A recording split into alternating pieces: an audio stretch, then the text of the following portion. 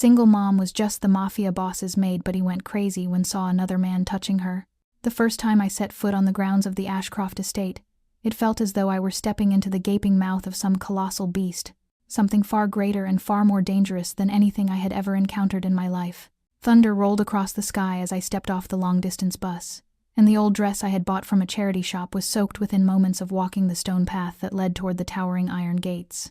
The house loomed ahead through the curtain of rain, its sharp, unforgiving lines and pitch-black windows staring back at me like eyes that saw more than they should.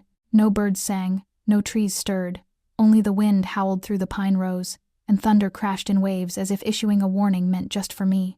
A man in a black suit waited beneath a large umbrella, not a drop of rain upon him, as though even the storm dared not touch him. He did not smile. He offered no greeting. He spoke only 2 words, cool and hollow. "Follow me." Inside, my soaked shoes squelched against the polished stone floor with every hesitant step. Everything was too perfect, too still, and too cold, and I felt a shiver crawl down my spine. Security cameras in every corner moved in eerie silence, tracking my movements like unseen eyes in the dark. Along the walls hung old portraits whose subjects seemed to glare through the canvas, scrutinizing me, questioning my right to exist in their world. I was nothing here, just a new maid, a quiet shadow drifting through lives far removed from my own. But for me, this place was the last thread holding together a life unraveling one strand at a time. I was 3 months behind on rent. The eviction notice was taped to my front door with a strip of red tape, the color of an open wound that had never healed. I had once been a nurse, once had a family, once believed things would somehow be all right. But then my husband died of a sudden heart attack, leaving me to raise a daughter just beginning her first year of college. Life had slid out from under me so fast I had nothing to cling to. The job at Ashcroft Estate was the last chance I had left to pull myself out of the ruins. And even though something deep inside me screamed that this place was terribly wrong, I still stepped forward. The heavy wooden door closed behind me with a deep, echoing thud, like the final period at the end of a chapter in a life I could no longer return to. I first heard the name James Ashcroft when I came across a weathered job posting tacked to the notice board at a roadside gas station. The name stopped me in my tracks. James Ashcroft, the property magnate of the South. A man said to strike fear into the hearts of debtors with nothing more than the sound of his name. People whispered that he had ties to the underworld, that he had orchestrated shadowy deals and made those who betrayed him disappear without a trace. Though few had seen him, everyone spoke of him in hushed tones, as if recounting a dark legend that grew more sinister with every retelling. No one dared speak his name after nightfall, and now I was standing inside his home, assigned to clean the very room where he slept, where he lived, where he made decisions that shaped the fates of countless people. There was only one rule, spoken during a brief interview that lasted no more than 5 minutes. Do not look Mr. Ashcroft in the eye. Never. If you've made it this far and you're still here, thank you from the bottom of my heart for walking alongside this story. There are so many more twists waiting just ahead, and believe me when I say, this is only the beginning. Before we step into what comes next, would you take a few seconds to subscribe to the YouTube channel Dear Single Mom? Doing so not only ensures you won't miss the deeply moving stories we share each day, but it's also how we know these words are reaching someone out there whose heart is quietly listening. If this story stirred something in you, if it made you reflect, or even if you've lived through moments like these yourself, please consider liking the video, sharing it with someone who might need it, and leaving a comment to let us know where in the world you're tuning in from. Tell us how far this story has traveled. And now, take a deep breath. The next door in the Ashcroft estate is about to open. I was led down a long corridor carpeted in deep red, where the light from crystal chandeliers spilled across the gleaming wooden floor in pale streaks that reminded me of moonlight on a winter lake. The man in the dark suit brought me to a set of double wooden doors, knocked twice, then turned and walked away without another word. The doors opened not long after, and the woman standing inside made me straighten my back almost by instinct. She wasn't tall, but there was a precision in her frame, a sharpness in her gaze like the edge of a surgical blade, and her voice was as dry and brittle as high heels grinding over gravel. I am Mrs. Sylvia Monroe, head housekeeper at Ashcroft Estate. She didn't offer me a seat, only gestured for me to step inside, then shut the door behind me with a single, deliberate push. The room was a study, traditional in style, with wood-paneled walls and neatly ordered shelves. A large desk sat at its center, polished to a shine and utterly bare. No papers, no personal trinkets, only absolute order. I will be brief. If you work hard, ask no unnecessary questions, and follow every rule, you will stay. If not, you will be removed from the premises before you have the chance to say goodbye." Sylvia's eyes locked onto mine as she spoke, unblinking, as if reciting an assessment written about me long before I ever arrived. I nodded, trying to steady my voice. "I understand. You will begin work at 6 o'clock each morning. No tardiness. No excuses. Lunch is 30 minutes. Every area is under surveillance, including the kitchen. There is no smoking, no use of personal phones during work hours, and you are not to leave your assigned area without permission." She moved to open a drawer, pulled out a thick stack of printed pages, and placed them on the desk. "These are the internal rules. You have 1 night to read them. Tomorrow morning, I will randomly check what you remember." I glanced at the stack. The print was dense and small, making my head spin just looking at it, but I nodded again. "I'll read all of it." Sylvia raised an eyebrow, as though doubting I meant it. "There are certain areas you are never to enter unless given direct orders. The west wing on the 2nd floor, the north basement, and most importantly, the library in the central building. If you are found inside, you will be treated as a security threat." I heard every word, clear as glass, and felt my heartbeat quicken. It didn't feel like I was here to take a job as a maid. It felt like I was being trained to enter a fortress wired with traps. Sylvia stepped closer, her voice dropping to something just above a whisper, as if what she was about to say was not part of any official procedure. "And one last thing, the most important. Never look Mr. Ashcroft in the eye. No matter what he asks, no matter how close he stands, no matter if he speaks to you directly. Look at his chin, or the floor. He does not like to be stared at. No one in this house does." I swallowed hard. The air in the room felt heavier, almost thick. "I understand." Sylvia studied me for a moment, then gave a small nod. "Your room is on the 3rd floor, at the end of the hallway on the left. Your room key and uniform are inside. You have 1 hour to settle in before heading to the kitchen. Dinner at the estate is at 6 sharp. Do not be late." She turned back to her desk, saying nothing more. I knew the conversation was over. I gave a slight bow and stepped out. As the door closed behind me, I exhaled slowly and realized I had been holding my breath for most of that exchange. This estate was not just vast and cold, it was a machine, and everyone within it moved like gears in perfect sync, without emotion, without hesitation. I climbed the staircase, each step sounding louder than it should, as if the house was listening. Every sound seemed to vanish into the wooden walls, leaving no trace. Standing before my door, I looked at the old brass handle, my palms slick with sweat. I wondered if I had truly entered a place of employment, or a labyrinth that offered no way back once you stepped inside. It took me nearly half the night to finish reading the internal regulations Sylvia had handed me, my eyes burning from the dense, fine print that filled every page. The room I had been given was simple and clean, but so cold and bare it felt less like a place to rest, and more like a soundproof box meant to isolate. No photographs, no books, just a narrow single bed, a dark wooden wardrobe, and a ticking wall clock whose hands marked each second with a clarity that pierced the silence of night. I barely slept. By 6 in the morning, I was dressed in uniform and standing exactly on time in the staff room. Sylvia said nothing in praise, only nodded and handed me a list of tasks for my first day. Clean the east corridor, inspect the northern reading room, change the linens in the guest quarters. I memorized it all and began working like a machine. The morning passed in utter silence, filled only by the sound of my mop dragging across stone floors, and the steady rhythm of my own footsteps echoing down endless halls. Everyone in the estate moved without words. No one asked my name. No one smiled. They passed each other like ghosts in uniform, eyes forward, hands busy, never lingering. I had almost forgotten this place even had a master, until the door to the library opened. I was wiping the glass along the 2nd floor hallway when I heard the slow creak of iron hinges. The tall black door swung open from within, and the man who stepped out made me freeze in place. James Ashcroft was unlike anyone I had ever seen. He wasn't the towering figure people often imagined when they spoke of powerful men, but he carried himself with a posture that was lean, composed, shoulders set wide, and every step he took held a quiet, terrifying precision. He wore a crisp white shirt, not a wrinkle in sight, no tie, only a slim metal watch on his left wrist. But what I couldn't tear my gaze from were his eyes.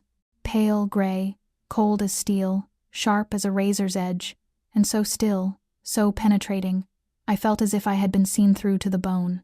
I remembered Sylvia's warning and quickly lowered my head, eyes fixed on the floor, but it was already too late. I had looked. For less than a second, I had met his gaze, and I saw him stop, The air in the corridor thickened. His footsteps halted right in front of me, and I could feel the weight of my own breathing become heavy. I tried to keep cleaning the glass as though nothing had happened, but my hands were shaking so badly the cloth nearly slipped from my fingers. "You're the new one." His voice wasn't loud, but deep and distinct, like the low resonance of a cello filling an empty hall. I nodded, still not lifting my head. "Claire Atwood." He said my name exactly, without a misstep. My stomach clenched. He knew who I was. My name. Perhaps Sylvia had reported to him, or maybe he had read my file. But something about it unsettled me. "You were a nurse." I nodded again. "A widow." I paused a beat before answering softly. "Yes." Footsteps approached from behind. Sylvia appeared beside me, her face unreadable. "Mr. Ashcroft, I apologize if she disturbed you." "No," he said, still watching me. "I was just curious." Then he turned and walked away, continuing down the corridor as if he had never stopped. Sylvia said nothing more, only gave me a glance I couldn't quite decipher, then followed after him. I remained where I was, my palm slick with sweat, the cleaning cloth still suspended midair in my trembling hand. I had broken the one rule, the only rule that mattered above all others. I had looked into his eyes, and yet I had seen no anger there, no flicker of hostility, only a gaze that was too deep, too cold, and held something I knew I would not be able to forget. That was the first time I saw James Ashcroft, and I knew then, from that very second, that nothing in my life would remain untouched. If peace had ever existed in my life at all, it would not survive this place. The next morning, I was assigned to clean the West Wing corridor, a quiet stretch of the estate so rarely used that I could hear the wind whispering through the cracks of tightly shut windows. I hadn't stopped thinking about that brief encounter the day before with James Ashcroft. He hadn't raised his voice, hadn't shown a hint of displeasure, and yet his eyes had left me unsettled. There was something in the way he looked at me, as if he had already seen everything I had tried so long to keep hidden. I kept telling myself I was imagining it, that he was the master of the house and naturally entitled to know who worked beneath his roof, that Sylvia had most likely reported every detail of my file. But when I was wiping the frame of a painting along the corridor and heard the sound of footsteps in the distance, steady and deliberate, I knew this was no coincidence. James Ashcroft appeared again. He walked alone, without bodyguards, without Sylvia, just his shadow, stretching long beneath the muted light filtering in through the stained glass windows. I bowed my head quickly and stilled my hands, but this time, he didn't pass me by. He stopped right beside me. "Claire," he said, his voice surprisingly gentle. I lifted my head cautiously, not meeting his eyes, focusing instead on the row of buttons on his perfectly pressed shirt. "Yes, sir." "Where did you live before coming here?" he asked, the tone neither inquisitive nor casual, but something in between, as if the answer had already been written somewhere, and he only wanted to hear it aloud. I hesitated a second, then answered. "I lived in Greenville, a small town up north." "With your husband?" My fingers tightened around the cloth in my hand. "Yes. But he passed away 3 years ago." He nodded, without reaction, and asked, "How old is your daughter?" My heart skipped. How did he know I had a daughter? I hadn't mentioned it to anyone here. No one had asked. I hadn't offered. 22, I said, keeping my voice steady. "She's in college." "Studying what?" "Medicine," I replied, and without meaning to, added softly, "She wants to become a doctor." It was her father's dream. He didn't respond right away, just looked at me with that same calm gaze that somehow managed to press into you without moving. "You came here because you need the money to support her education." I nodded. "That's right." He was silent for a while, then spoke again, not as someone who had just learned something new, but as if repeating something already confirmed. "You were a nurse. Solid work record. No criminal history. No major debts. Lost your job when the hospital downsized after your husband's death." My grip on the cloth tightened further, my palms cold with sweat. He knew too much. "I'm sorry if you find me unfit for this position," I said quietly, unable to stop the tremble in my voice. "I only want a steady job, something to help my daughter stay in school." James Ashcroft stepped back half a pace, but his gaze never left me. "I didn't say you were unfit," he replied. "I'm only curious why someone like you would choose to work here, in a place most would hesitate to even enter." I drew in a slow breath. "Because I had no other choice." He nodded. It wasn't a sympathetic gesture, but the nod of someone confirming something he already expected. "I respect honesty," he said. "But in this house, honesty is not always a shield. Be careful what you reveal, even by accident." Then he turned and walked away, leaving me standing there, heart still pounding from the weight of the exchange. His words hadn't been threatening, but they left me feeling as if a net had just tightened around my thoughts. In this house, even attention came at a cost. Every question carried purpose. And James Ashcroft was not a man who asked questions to satisfy idle curiosity. He asked to test, to manipulate, or to prepare for something far greater than what could be seen on the surface. I stood frozen long after he disappeared down the corridor, feeling as though I had been quietly and expertly laid bare, and left only to wonder what role I had just stepped into within a game whose rules I did not yet know. The next morning, just as I stepped into the staff room to receive my daily assignments as usual, Sylvia was already waiting beside the old wooden desk. She offered no greeting, only handed me a folded sheet of paper folded so precisely that even the edges showed not a single misplaced crease. "Starting today, you'll be in charge of the South Wing," she said, her face void of expression. I glanced at the list, then looked up. "Just me?" "Yes. That area is private. No one else is assigned there. The room key and supply cabinet key are in the drawer on the first floor. You'll be solely responsible for everything in that wing." I nodded slowly, hiding the unease rising in my chest. The South Wing was the one part of the estate I had never entered since arriving. The corridor leading to it was always shut, with no one ever passing through. I once asked a fellow cleaning staff member about it during a brief conversation, and they had simply shaken their head and said that area wasn't on anyone's schedule. I stepped through the wooden door that led to the new section, the polished key cold in my hand, and the list of tasks pressed tight against my palm. The air changed immediately. It was colder here, and carried the stale dampness of a place left untouched for far too long. The hallway was narrow, lined with tall doors whose paint had faded into a muted gray blue. I began dusting, vacuuming carpets, checking light fixtures, opening the tall windows to let in what little light the gray morning offered. The work itself was unremarkable, but from the very first hour, I felt something was off. Every time I bent down, turned, or stood, I had the distinct sensation that someone was watching me. Not like the mechanical gaze of a security camera, but something quieter, older, and hidden, something just behind a closed door or behind the walls themselves. I looked back more times than I could count, peering down the hallway, searching the corners, but saw nothing. No movement, no sound, only the hush of cloth brushing against wood and the ticking of a wall clock somewhere far off. A metronome reminding me that time still passed here, even when everything else felt frozen in place. When I opened one of the last doors near the end of the corridor, I froze. It was a small reading room, high-ceilinged with tall shelves of dusty books. But it wasn't the books that made me stop, it was the painting. A large portrait hung on the far wall, and the man in it made my breath catch. He was young, dressed in a black suit, leaning against a stone balcony in a pose that echoed an old-world aristocracy. His face bore a striking resemblance to James Ashcroft. The same gray eyes, the same sharp nose, and a gaze so intense it seemed to pierce through the canvas and land directly on me. I took a step back, heart racing, and turned away. As I closed the door behind me, I heard a soft sound across the hall, like the faint tap of a shoe heel touching the wooden floor. I moved quickly toward the noise, but the hallway lay empty, bathed only in the dim light from the high windows. No one, nothing. There was no reason for me to feel afraid, but I did, deeply. That sense of being watched clung to me the entire afternoon, shadowing me with each task, each turn of the doorknob, each glance over my shoulder. When I finally left the South Wing and returned to the staff room, Sylvia was waiting again. She looked at me in that unreadable way, as if she had been waiting to see whether I would speak, but I didn't. I wasn't sure if what I'd felt was just my imagination, or if there truly was something wrong in that part of the house.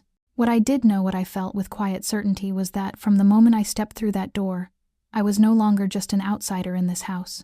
I had been pulled inward, drawn into something I didn't yet understand, and somehow, I couldn't shake the feeling that James Ashcroft had planned it that way all along.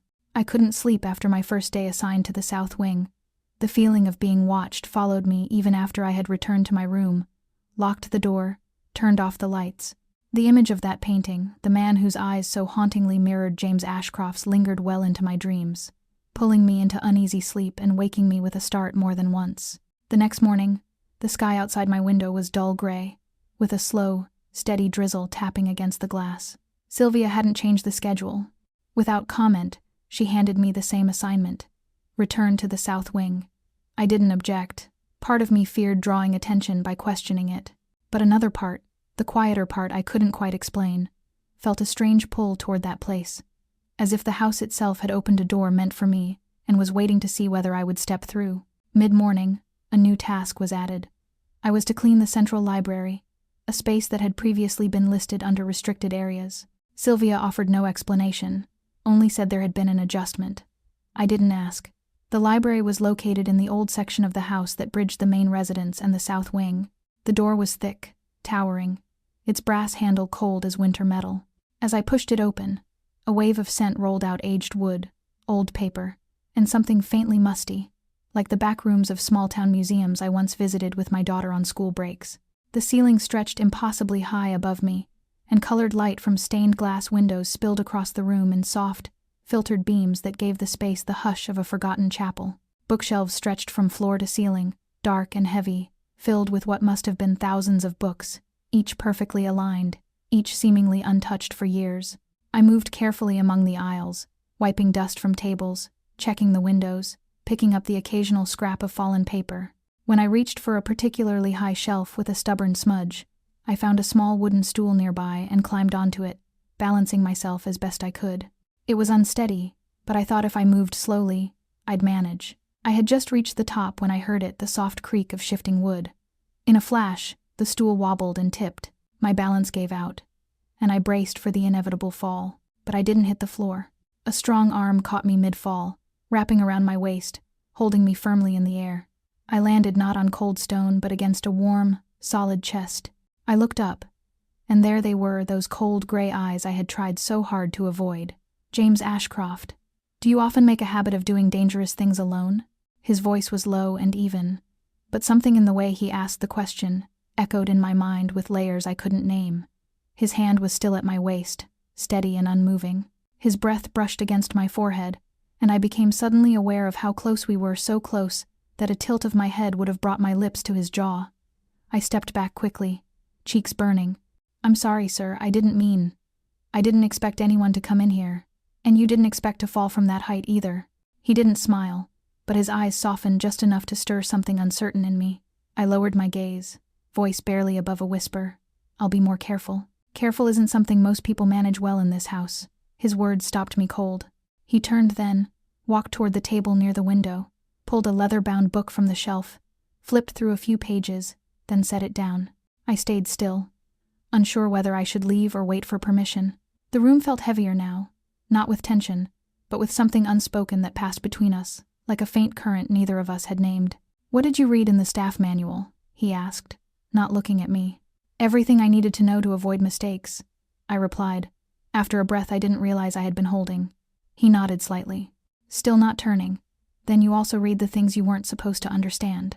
"I only follow what I've been assigned," I said, "and you're the first person I've allowed into this library in many years." This time he turned fully, and our eyes met.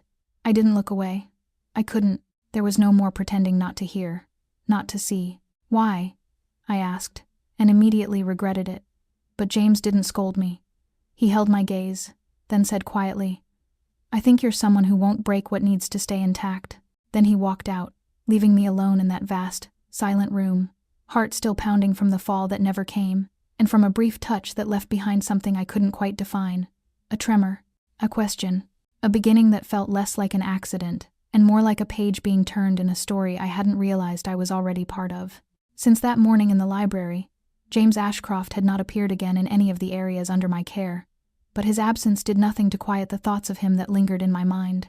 The memory of being caught mid-fall, the steadiness of his arm at my waist, the silent weight of his gaze, pale gray, like the early winter fog, haunted me long after the moment had passed. I kept telling myself I shouldn't dwell on it. I was here to work, not to entertain feelings for a man like him. But something about him resisted being set aside. He was not warm, nor cruel, not exactly distant, but unreachable. And yet he stayed with me, like the echo of a voice heard only once, but never forgotten. A week later, I received a message from Sylvia. It was brief and cold, like everything else she did. "Mr. Ashcroft requested that I bring a set of archived records from the first-floor storage room to his private office in the central wing." I had no reason to refuse. I found the file, labeled precisely as noted, and made my way down the long corridors toward his office. The door was slightly ajar. I knocked gently, and the door opened a little farther, revealing a room bathed in golden light. It was large, with dark wood-paneled walls and a mahogany desk carved with delicate, deliberate detail. One entire wall was a window overlooking the garden, a place I had never seen from any other part of the house. James stood by the window, his back to me. "Come in," he said, his voice low and steady, every syllable clear. I stepped inside and placed the folder on his desk. "Do you need anything else?" I asked, already turning to leave when he spoke again. "Do you like it here?" The question stopped me mid-step. I hadn't expected that. I turned slowly, trying to keep my expression even. "I don't have the luxury of liking or disliking it." He nodded, once, slowly. An honest answer. He stepped away from the light, approaching the desk but not sitting down. He looked at me directly this time, and I didn't look away. "I thought someone like you wouldn't last a week here." "Someone like me?" I asked, feeling a flicker of unease. "Someone whose eyes still carry hope." He said it without judgment, but the words hung heavy between us. This place doesn't allow for hope. It crushes it, with silence and rules. I didn't know how to answer. Part of me wanted to argue. Another part heard the truth in what he said, not just in the words, but in the way he said them. For the first time, James Ashcroft did not seem like a man of power and distance. He seemed like someone holding on to the last piece of something long since broken. "Why do you stay?" The question left my mouth before I knew I would ask it. James smiled faintly, barely there, like a crack across a frozen lake. "There are places you don't leave. Places where you don't just live, you become part of them." He paused, then added, "Do you know what it's like? When everyone around you obeys because they're afraid? Not because they respect you, not because they care." I shook my head gently. He didn't wait for a reply. "You're different. You're not afraid of me. At least not the way others are." I swallowed hard. "I don't know if I'm just too tired to be afraid, or too foolish not to be." He nodded, and something in his eyes softened, ever so slightly. "I can see that, and maybe that's why I haven't been able to ignore you in this house." The room felt heavier, not with tension, but with something else, something fragile and unnamed, as if a thread had been spun between two strangers who had no reason to feel connected, and yet somehow, undeniably were. I lowered my gaze, fingertips still resting on the folder, voice quieter now. "I just want to do my job well." James didn't speak right away. He stepped closer, not enough to invade, but enough to be felt. "Then do that," he said. "But if one day you find that being just a maid no longer feels like enough, tell me." I looked up at him, this time without looking away, and in those cold gray eyes, I saw not the control or authority the world feared, but a loneliness so deeply embedded it had probably never been spoken aloud. I left James Ashcroft's office with a feeling I couldn't quite name. The conversation we'd had wasn't like anything I had experienced since setting foot in Ashcroft Estate. He didn't command, didn't retreat behind silence or distance the way everyone else in that house seemed to. He listened. He asked questions. And more than that, he revealed something, a flicker of emotion, a vulnerability I hadn't expected from a man like him. But maybe that was what unsettled me the most. A man like James Ashcroft didn't do anything without a reason, and I knew better than to let my guard down just because his words felt sincere. That afternoon, when I returned to the south wing to finish my daily cleaning, I found a small box placed neatly on the wooden table by the window in the reading room. A black velvet box, without a note, no name, no card. But the moment I opened it, I already knew who had left it. Inside was a delicate white gold chain, its pendant a pale blue stone, cool, refined, carefully chosen, not flashy, not ostentatious, but clearly not something cheaply made. I stared at it for a long time, my thoughts churning with quiet, unsettled questions. Why me? Why this? Was this a gesture of thanks for my work? Or a signal of something else, something deeper, something I hadn't been invited to name? I closed the box, took it with me, but I didn't wear it. I locked it in the drawer of my bedside table and sat by the window, unmoving, for an hour that passed like fog over water. That night, I didn't sleep. Rain tapped steadily on the roof.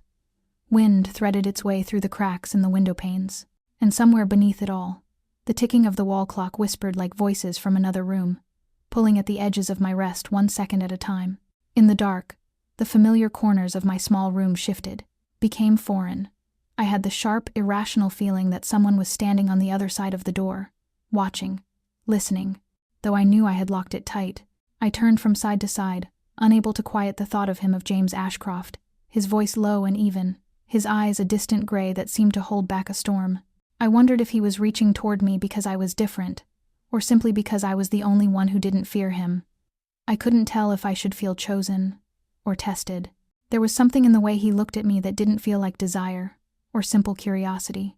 It felt like he was searching for something inside me, something I wasn't sure I had. When the clock edged toward midnight, I got out of bed. I opened the drawer. I took out the box again. Holding the necklace under the lamplight, the stone shimmered with a pale blue gleam, cold and clear like moonlight on snow. I didn't put it on. I only closed my hand around it, held it tightly, and closed my eyes. In that moment, I didn't know how deep the waters were that I had begun to wade into. But I knew this much. The moment James placed that necklace within my reach, something between us shifted. We were no longer merely master and servant, and that more than the strange silences, more than the hidden corners of the house was what frightened me most of all. News of the gathering spread through the house early that morning, when Sylvia handed me a note written in her usual precise, unemotional manner. Prepare the main hall for a special reception this evening. Serve on time. Wear black. Do not leave your post unless instructed. She didn't say who the event was for, but the tension in the air told me more than enough. Every corridor buzzed with quiet urgency. The maids moved faster, polishing every inch of glass and silver until it gleamed like ice. Even the air felt sharper, as if the house itself were bracing for inspection. By dusk, the great hall was blazing with light. Every chandelier was lit, sending pale reflections scattering across the high ceilings. The tables were dressed in dark velvet, the silverware aligned to exact precision, the crystal glasses glowing faintly under the light. I was assigned to the secondary table near the fireplace, responsible for the wine service. Dressed in the simple black gown Sylvia had laid out, my hair tied neatly back, I repeated to myself that I would keep my distance, avoid looking too long at anyone, and do my job without drawing attention. But the moment the first guests arrived, I realized how impossible that would be. They weren't like the wealthy patrons I used to serve at hospital charity dinners or community events. These people moved differently. They entered with men at their backs, bodyguards, unmistakably, and their eyes swept the room with the precision of hunters. They spoke little, and when they did, it was in low, clipped tones. Every handshake carried the quiet menace of a bargain struck in shadows. James appeared about 10 minutes later. He wasn't hurried, nor ostentatious. He didn't need to be. His presence filled the room with a calm authority that silenced the murmurs around him. He wore a dark suit, a thin tie, and his gray eyes were steady, detached, as if everything unfolding before him had already been arranged exactly as he intended. When his gaze passed over me, I dipped my head and turned back to my post. But the rhythm of the evening changed when another man arrived. He came in last, unannounced, as though his arrival was expected but not to be spoken of. He was tall and lean, with dark hair that brushed his collar and eyes the color of deep earth. There was a sharpness to his face, a stillness that drew attention without effort. The air seemed to thicken around him. Conversation slowed, as if the room itself were listening. When his eyes found me, a chill ran down my spine so swiftly it stole my breath. Unlike James, whose gaze carried distance to conceal emotion, this man's eyes were empty, not cold for the sake of control, but void, like something vital had long since burned away. I looked away quickly, but the weight of his stare clung to me like a stain that would not fade. I heard his name whispered later, short and deliberate. Eli. No one said more than that. No title, no surname, just Eli, spoken with the kind of caution one gives to something both powerful and unpredictable. He didn't take a seat. He walked the length of the table, slow and deliberate, as if surveying an invisible map that only he could read. And then, as though guided by something unseen, he crossed the hall and came toward me. I tightened my grip on the wine bottle, keeping my eyes fixed on the glass before me. But when he stopped in front of me, I had no choice but to look up. "You're new," he said. His tone was even, the words measured, but each syllable carried an edge, like a blade drawn across smooth stone. "My name is Claire," I answered quietly. "I'm only here to serve tonight." "No. You're not only a servant." He studied me, then long, unbroken, as though he were searching for a crack in a mask I didn't know I was wearing. "You're not afraid of this place. You're not afraid of him." I didn't reply, but James's face flashed through my mind, the weight of his hand as he placed the necklace in mine, the look in his eyes that night, and I realized Eli had noticed it too. Something passed between the two men earlier, something silent and charged, and now I was caught in its center without understanding why. Eli's mouth curved, not in amusement, but in recognition, as if he had confirmed something he had already suspected. Then he turned, walked back toward the table, and the room resumed its uneasy rhythm. But I knew, even before the evening ended, that whatever had begun between us, between all three of us, would not stay contained. In the last glance he cast over his shoulder, I saw no curiosity, no desire. What I saw was a warning, or perhaps a promise of trouble yet to come. 2 days after the reception, the house returned to its usual silence, but nothing felt the same. I went about my tasks, polishing, sweeping, answering Sylvia's orders, yet every shadow seemed to hold a presence that wasn't there before. I could still feel Eli's eyes on me, a phantom weight that followed through the corridors and into the stillness of night. James remained silent. He didn't mention the event, didn't summon me again to his office. The house had gone quiet, too quiet, and that silence pressed against my nerves more heavily than any sound ever could. That afternoon, as I was changing the water in the corridor near the back garden, a voice behind me startled me so suddenly I nearly dropped the pail. "Claire." I turned around, and as I had suspected before even looking, Eli stood a few steps away, calm, unhurried, and unreadable. "Apologies, I didn't mean to startle you," he said, offering the faintest of smiles, though there was nothing soft in his eyes. "I thought you'd left the estate," I replied, keeping my voice even. "I'm not staying long. But I don't leave while there are still questions that need answering." He stepped closer, not too near, just close enough to make his presence felt like the weight of a storm before the first drop of rain. "What do you know about James Ashcroft?" I raised my head and met his gaze without deflection. "I'm just a worker here. No one tells me what I don't need to know." Eli let out a quiet, almost amused breath. "I think you're smarter than that. You know this house isn't simple. And neither is the man who owns it." My fingers tightened around the handle of the water pail. "I don't know what you mean. James doesn't give jewelry to his employees. And he doesn't let just anyone walk into the library." My stomach dropped. I had told no one about the necklace. Not a soul. And yet, somehow, he knew. He tilted his head slightly, watching my reaction like someone reading the lines of a map. "I used to be James's closest friend," he said slowly. "Back when neither of us were who we are now. He has a past, Claire. One you should understand before you decide to trust him, or step any deeper into the world he's built." "I'm not stepping into anything," I said, sharper than I intended. "I'm just doing my job." "Then do you know why he never speaks of his family?" Eli continued, his voice calm but exacting. "Or why no one was allowed into the library until you? Or why the south wing was sealed for years?" Each question struck like the tip of a needle, pressing into the fragile stillness I had tried to maintain. "James once loved a woman. She died. And it wasn't natural." I opened my mouth to ask more, but Eli held up a hand. "I'm not here to stir up suspicion. I just want you to understand anyone who steps into James's world has to choose one of two paths.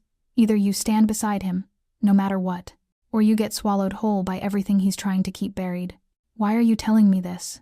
I asked. "Because you're not like the others," he said, and for the first time, something in his expression softened. "You're not drawn to him for power or money.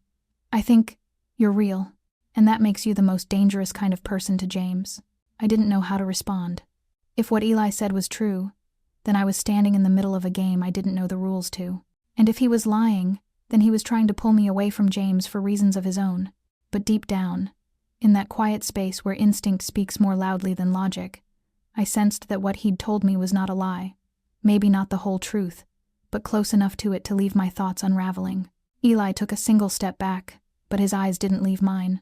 "Be careful with James's kindness," he said. "It always has a cost." Then he turned and walked away, vanishing into the corridor as if he'd never been there at all.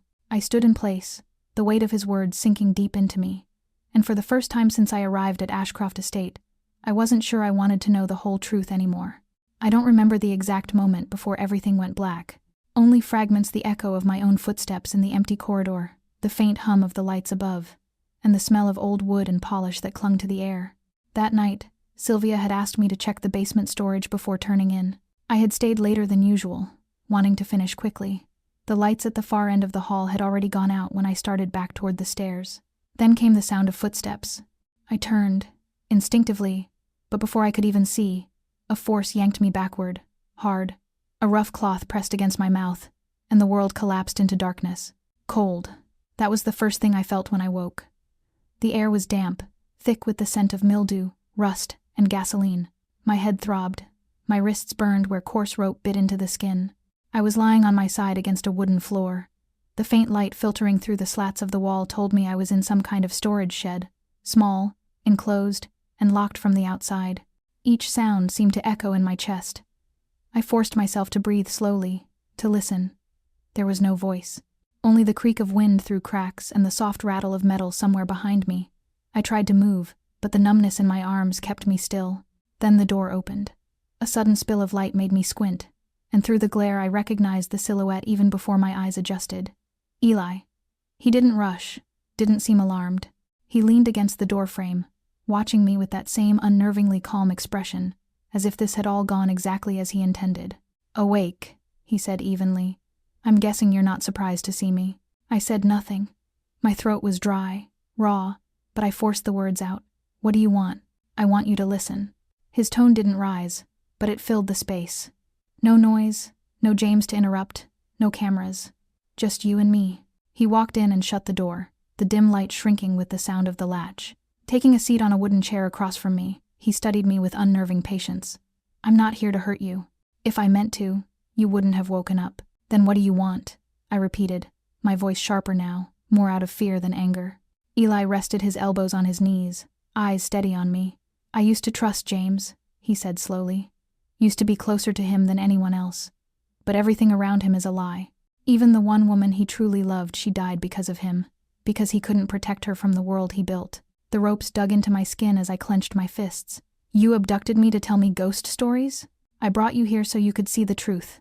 You don't belong in this place. You're the first person he hasn't pushed away in years, which makes you a target, Claire, not just for him, but for others too. But unlike James, I don't want you to die for a secret you never asked to keep." "Are you threatening me or saving me?" I asked, trying to keep the panic from breaking my voice.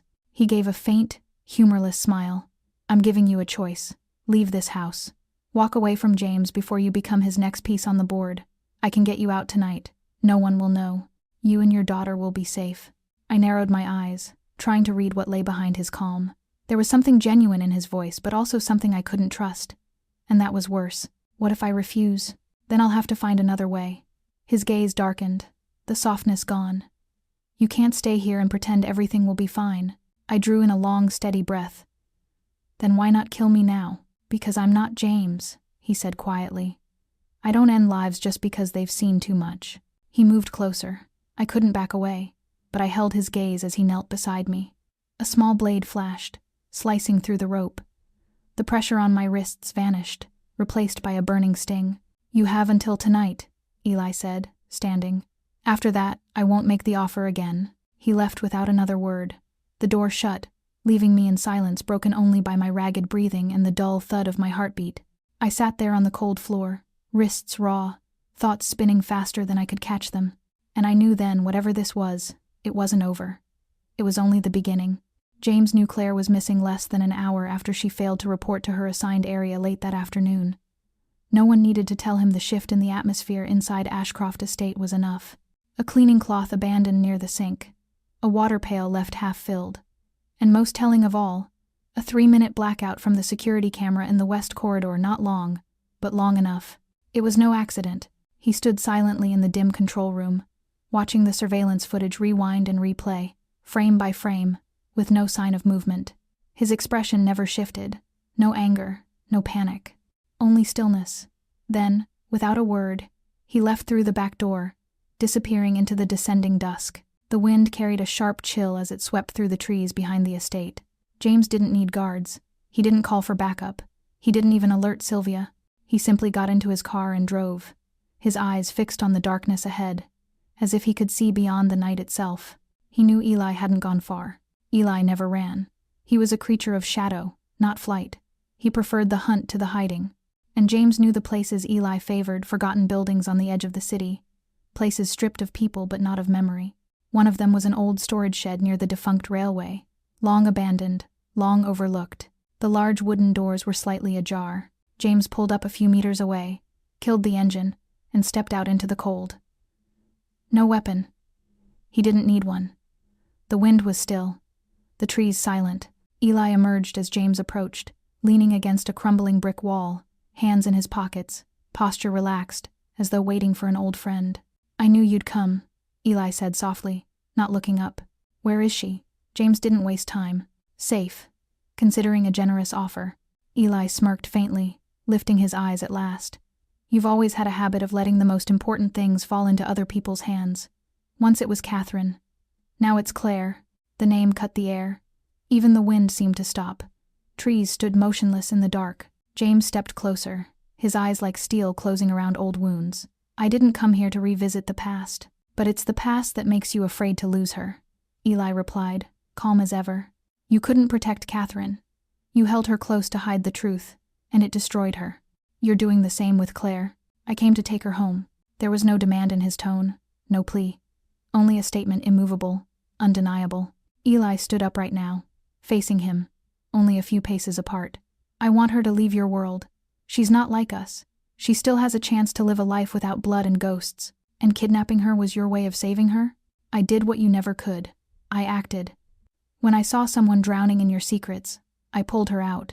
The silence between them was drawn tight, a cord pulled to its limit. Then James spoke, voice low and deliberate. Claire is not a pawn. She has the right to choose, and you don't get to choose for her. Then let her choose, Eli said, stepping aside. She's inside. She's waiting. But if she chooses to leave, you'll let her go. James said nothing. He moved past him and pushed open the shed door. Inside, the amber glow of a single bulb spilled across Claire's face. She was sitting on an old wooden chair, her hands no longer bound, but her posture still taut, unsure. When she saw James, she stood at once, wide-eyed, her breath catching. I don't know what's going on, she said, her voice trembling with confusion, with disbelief, with something that hadn't yet settled into fear or relief. James didn't respond at first. He stepped forward, standing in front of her, close enough to see the pulse at her throat, the doubt in her eyes, the battle between reason and instinct waging behind her gaze. Are you ready to leave this place? He asked quietly, almost a whisper. Claire looked at him, then past him, to the doorway, where Eli stood watching. No one spoke. The air in the shed was thick, heavy like the breath after a gunshot, waiting for what came next. And now, the choice no longer belonged to the men who brought her here, not to the one who tried to save her from a shadow, nor to the one who held her within it. It belonged to the woman who now stood between two fates, two truths, two futures, and her answer would change everything. Claire looked at James as if trying to read something beyond his words, something that lay behind the calm mask he always wore, the truth that lived beneath the surface of his silence. But his voice now was not the voice of command, not that of a master accustomed to obedience. It was the voice of a man offering her something real, a choice. Eli remained by the doorway, his back against the frame, eyes taut like a drawn string. He was waiting for her answer, and Claire knew that a single wrong breath could turn the stillness in the room into a storm. She swallowed, her lips barely moving. I don't want to go anywhere. James exhaled slowly, and for a fleeting second, something softened in his face. Then came the sound, the sharp, metallic click of a gun being cocked. Eli had drawn his weapon. You don't understand, Claire, he said, his voice rough with fury he could no longer hide. I didn't go through all of this just to watch you walk back into his arms like all the others before you. Eli, put it down, James said quietly, his tone deep and steady. This isn't the way. I've let you take too much from me already, Eli hissed, his hand trembling, his jaw locked. You've always been the hero, haven't you? The noble one. But how many people have died because of your silence? James didn't step back. He moved instead, slow and deliberate, placing himself between Eli and Claire, his body a shield. Behind him, Claire's heart pounded so violently she could hear it in her ears. I protected her, James said softly. Not like before. This time, I won't let anyone hurt her. Not even you. Eli's eyes glistened, the color gone from his face. You think you can atone for everything with your guilt and your power, but I stopped believing that a long time ago. Before either man could move again, Claire stepped forward, her hands raised, her voice trembling. Stop this, please. If one of you dies here, then everything you've both lost means nothing. For a heartbeat, Eli froze. His eyes shifted from James to her, and in that single instant of hesitation, James lunged. He grabbed Eli's arm. The gun jerked sideways. The shot cracked through the air, one deafening sound that tore the silence apart. Claire screamed. James staggered, clutching his left shoulder as blood spread across the white fabric of his shirt. Eli fell sideways, the gun clattering from his hand. Claire ran to James, catching him before he fell, her face drained of color. You've been shot, she said, her voice breaking, her hands trembling as she tried to press against the wound. "It's only a graze," he said through gritted teeth, the pain etched across his features. "You have to get out of here. Now." "I'm not leaving you," Claire said firmly, her voice shaking but resolute. He met her eyes' hesitation, then surrender, and finally nodded. With her arm braced around him, they made their way out of the shed, across the overgrown path toward the waiting car. Eli did not follow. He remained where he had fallen, his eyes fixed on the rotting ceiling, expression hollow as though everything he had tried to protect had just collapsed with that single gunshot. On the drive back, James leaned his head against the seat, pale but steady. Claire held his hand tightly, saying nothing, her grip the only thing keeping her from shaking. He turned to her, his gray eyes no longer cold but filled with a quiet warmth that seemed almost fragile. "I don't know where this will lead," he murmured, "but I promise you, I won't lose you, not like I've lost everything else." Claire didn't answer. She only tightened her hold on his hand, and in that silent vow between them, she understood that whatever waited ahead, the danger, the lies, the darkness yet to come, she had already made her choice. Not because James Ashcroft was flawless, but because he was the only man who had ever stood in the path of a gun to keep her alive. And that, more than any promise, was enough. The warm golden glow from the lamp beside the bed cast a gentle halo over the room, like a quiet breath trying to soothe the aftermath of a dream left unfinished. Claire blinked slowly, her eyelids heavy, her head aching with the weight of something that felt like a storm had passed through her body and left nothing untouched. The air was familiar, faint oak and a trace of antiseptic, a scent she had once associated with James's office. But this wasn't the cold, cavernous space at the heart of Ashcroft Estate. This room was smaller, quieter, a haven carved out from the noise of everything they'd left behind. She turned her head and saw him there, seated in a leather chair near the bed, his forearms resting on his knees, his gaze steady and unblinking. His shoulder was wrapped in a clean white bandage, a pale bloom of blood visible at the edge, but his expression held none of the pain that must have been there. Instead, there was a stillness in his eyes, deep, watchful, and filled with something she didn't know how to name. "You're awake," James said, his voice low and unexpectedly soft. Claire tried to speak, but the words fell uneven as she pushed herself up too quickly, her body swaying. James rose and caught her with his good arm, his other hand holding steady at his wounded shoulder. "It's all right. You're all right," he murmured. "We're safe now." Claire looked around, trying to calm the fluttering in her chest. "Where are we?" "My private apartment, in the city. No one can reach you here." She looked back at him, unsure, her heart still echoing with the sound of that gunshot. "Your shoulder." "It's because of me." James shook his head slowly. "No, it's because of me. Because I let you walk into something I should have known was coming. I should have known Eli wouldn't stop." "I don't blame you," she whispered. But her words only made James step back slightly, like the very idea of her forgiveness deepened the weight of what he carried. "It's not forgiveness I need from you. It's understanding. I was wrong to think I could draw you into this world without consequences. You never should have been tangled in these debts, in this blood I've spent years pretending I could leave behind." He lowered his head, his voice dropped. "I've never apologized to anyone in my life. But with you, Claire, I can't not say it. I'm sorry." She said nothing at first. She just watched him, the man who had once stood like stone in the halls of his estate, too distant to touch, too powerful to question. And now, here he was, head bowed, not for pride or power, but because he had hurt her. And somehow, that hurt him more than his wound. "You can't control everything," she said softly. "Even when you want to protect someone, sometimes it's still not enough." James lifted his gaze to hers. "But I want to get it right this time. Not to redeem myself, but because I can't lose you." In that small room, wrapped in soft light and silence, Claire felt something in her begin to give way. The walls she'd built since the day she walked through the gates of Ashcroft Estate, walls made of caution and grief, of survival and distrust, were starting to crack. Not because James was perfect, but because, for the first time, someone had laid their truth bare before her and asked for nothing in return. He handed her a glass of water and sat at the edge of the bed, and then, slowly, he told her everything. About Catherine, the woman he had once loved, whose death left behind a silence too deep to fill.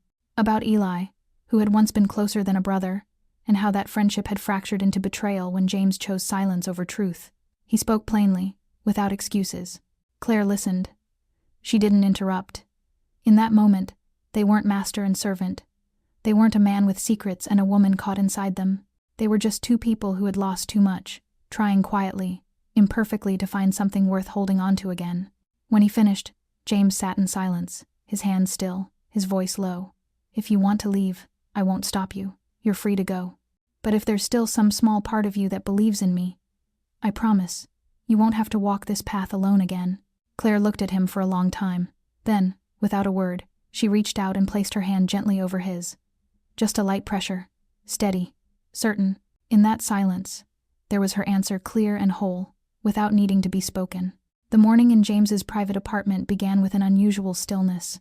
Claire didn't wake to the sound of alarms or hurried footsteps outside her door. Instead, it was the soft pull of natural light seeping through thick curtains, casting a gentle glow across her face, a kind of peace so delicate it almost took her breath away. She wasn't used to mornings like this. No shouting in the hallway. No eviction notices slipped beneath the door. No dread about what the day might steal from her. And maybe that's what unsettled her most. Part of her wanted to believe that it was over the fear, the danger, the shadows that trailed behind James Ashcroft like rumors too old to bury. That the man who'd sat beside her the night before, speaking with a kind of vulnerability she hadn't thought possible from someone like him, was real. But another part of her held fast to caution. Safety, in her world, always had a cost. And trust was currency she'd learned not to spend lightly. When she stepped out of the bedroom, James was already at his desk. The bandage at his shoulder was clean, tucked neatly beneath the collar of his shirt, but he moved a bit slower than usual. Still, he carried himself with the same composed certainty, as if pain could never quite break through whatever discipline he had forged over years of keeping everything and everyone in control. But this space, unlike the estate, was different, warmer, more lived in. There were shelves lined with worn novels, framed black and white photographs, a vintage pocket watch that had long since stopped ticking, a space that, for all its stillness, felt more human than anything she'd seen of him before. James looked up as she entered. "Did you sleep?" Claire nodded. "Better than I expected." He gestured to the chair across from him. "Sit. There's something I'd like to talk about." His tone wasn't commanding, just honest. But with James, Claire knew nothing was ever just that simple. He slid a thin folder across the desk toward her. "I want to offer you a position, as my personal assistant." She froze, eyes flicking to the file, then back to him, as if trying to decide whether she had misheard. "Assistant?" she echoed. "Not staff, not serving tea, not cleaning floors," he said with quiet finality. "I need someone I trust. Not just with logistics, with decisions, with matters I wouldn't hand to anyone else." Claire's mind reeled. The offer was so sudden, so serious, and so personal. Becoming his assistant would mean stepping even deeper into his world, into the circles of power and secrecy she'd spent her whole life on the outside of. But it would also mean something else: trust, closeness, an acknowledgement of her place, not just at his side, but inside the guarded world he had so carefully built. "I don't have the right background," she said, her voice hesitant. "I've never been to business school. I type 30 words a minute on a good day." James gave a faint smile. "I don't need someone to type. I need someone who knows when to speak and when to stay silent. And you've done that better than anyone I've ever met." She lowered her eyes. Her heart was pounding not from flattery, but from the weight of what he was really offering. This wasn't a job. This was a place beside him, a step closer, and maybe a step past the point of no return. "If I say yes," she said quietly, "I won't be able to go back, not to being just Claire, not to being unbound. I'll be stepping into something I still don't understand." James nodded. "I know, and if you say no, I'll respect it. But don't mistake this: that simple version of you doesn't exist anymore. Not since the day you walked through the Ashcroft gates." And she knew he was right. She had changed. She wasn't the woman who had fled her old life with nothing but a suitcase and a daughter's future to protect. She wasn't invisible anymore. She had survived. She had stood her ground. She had chosen to stay even when she could have run. And now, she had to choose again. Claire raised her eyes to meet his. The same eyes that once made her afraid, now steadier, clearer, offering not control, but something that almost felt like belief. "I need time," she said honestly. "I won't say yes just because I know you'd protect me." James nodded. "No pressure. I'll wait," he said. "As long as you're still here." She stood, stepping toward the balcony. Morning sunlight spilled through the open door, warm against her skin. The air smelled of city stone and blooming jasmine, of a life lived beyond secrets and shadows. And though uncertainty still sat in her chest like a question yet unanswered, this time, it didn't come with fear. It was only change, a threshold, and whatever step she took next, it would be her own. 6 months later, autumn returned to the city, cloaking the trees along Westbury Avenue in a brilliant canopy of gold. Claire stood at the gates of the nursing school like someone who had stepped back into a dream long left behind. In her hands were 3 new textbooks, the scent of fresh ink still clinging to their pages, and her fingers tightened around the strap of her bag as if to steady herself against the weight of emotion threatening to rise. 6 months ago, she had stood at the edge of a choice to leave or to stay, to be defined by a past scarred with loss, or to reach for a future still without shape. Now, she wasn't just surviving. She was finally living the life she had once quietly, stubbornly dreamed of. Returning to school had once seemed impossible. After giving birth alone, everything had become a spiral of survival. Abandoned classes, unpaid tuition, and the slow erosion of a dream that had faded like an old photograph left too long in the sun. But then James had done something no one else ever had for her. He didn't hand her a path lined with promises. He gave her something harder, something deeper, space to choose, a real choice, a chance to move forward on her own terms. And Claire had chosen. Not to become his assistant right away, not to bury the past entirely, but to begin again, with the dream she'd once set aside for the sake of others. In those 6 months, James never pushed. They still saw each other. They still talked. They shared quiet evenings over tea, slow walks by the North Lake where the city seemed to hold its breath. But there were no illusions of dependency, no bindings made of guilt or gratitude. Claire spent her days reviewing coursework, working part-time at a local clinic to gain experience and pay her own way. She still lived in the apartment James had arranged, but every expense was her decision. And because of that, she felt more alive, more grounded, not protected, but empowered. At school, she was older than most of her classmates, but that didn't make her feel small. It made her sharper. She had no time to waste, no chances left to squander. She knew why she was here, not for a diploma, but for the strength it would give her to care for others, to be the kind of presence she had once needed most. During a lecture on end-of-life psychology, the professor posed a question. Asterisk. What brings peace to someone in their most vulnerable moments? Asterisk. Claire didn't hesitate, knowing that someone is there not out of duty, not out of obligation, but simply because they want to be. The room fell silent. She hadn't meant to say anything profound. She had just remembered the way James had sat beside her that night, not speaking, not fixing, not pressing, just holding her hand. Just being there, like something solid in a world that had too often come undone. Sometimes he still called just to ask how her day was, or whether she needed anything. He never interfered in her decisions, but never let her forget that if she ever reached out, he would be there. And Claire had come to accept that presence, not as salvation, not as dependence, but as the quiet, steady existence of someone who saw her, truly, and stayed anyway. That afternoon, after her first class, Claire walked through the small park that led back to the apartment. Leaves fell in soft flurries, carpeting the path in shades of amber and rust. Her heart felt calm in a way it hadn't in years, not the quiet of surrender, but the stillness born from effort, from movement, from choosing. She pulled out her phone, raised it toward a tree ablaze in golden light, and took a photo. Then, without hesitation, she typed a message and sent it to James. "I've started. Thank you for believing in me." Less than a minute later, his reply came. "I never once doubted it."